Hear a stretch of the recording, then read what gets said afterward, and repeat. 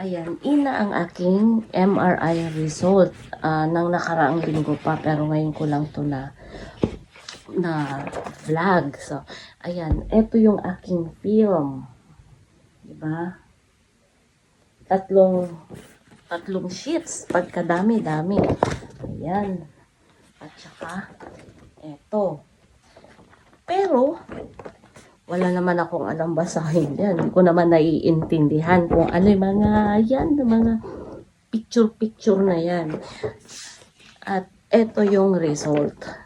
Sabi dito, sa clinical information, syempre yung history ko. So, dito na lang ako sa impression. Nakalagay dito ay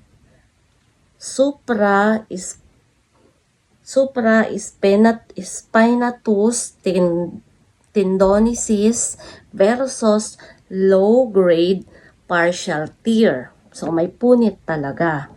Ang aking mga tendonitis, nag-i-inflame, tapos low partial tearing.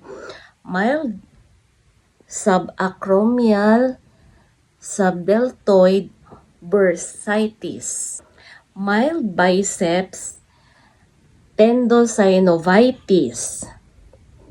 And Pachymarrow signal changes involving the humeral head, which may represent chronic fibrovascular changes with small subchondral cyst in its posterior aspect. So, eto na yun. And, ayan, so hindi ko rin naman naiintindihan kung ano yung mga yan pagdating dito sa aking mga ano. So, ang good news na lang dito is,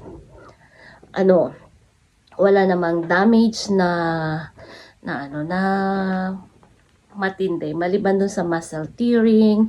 Tapos meron dito nakalagay kasing meron akong joint effusion, ay may fluid na nasa labas. And ang na lang nito, kasi since ilang months na to, 4 months na, nasa healing period na siya.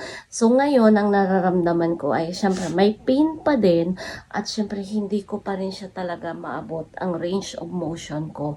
Pero hindi na katulad ng dati na pag sobrang sakit, sobrang kirot, naiiyak talaga ako. At yung nagagamit pa ako ng heating pad para maibsan ang pain. So ngayon hindi na din.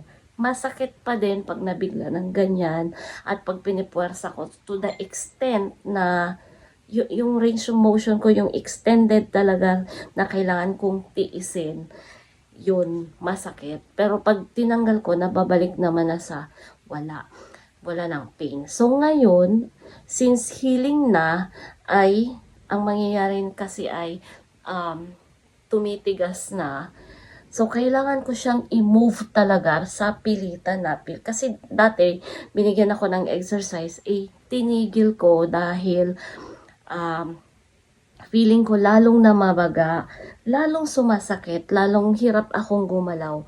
Kaya itinigil ko. So, ngayon, kailangan kong ibalik at tiisin talaga kung ano yung pain. Tiisin ko talaga nang maabot ko yung range of motion, or else forever na pag tumigas na talaga, hindi ko na mababalik yung, di ba?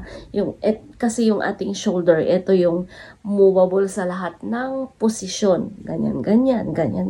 So, ito sa lahat ng ating parts ng ating katawan. Ito yung part na kahit saan mo i-move pwede. Ang bente mo, hindi mo maitaas.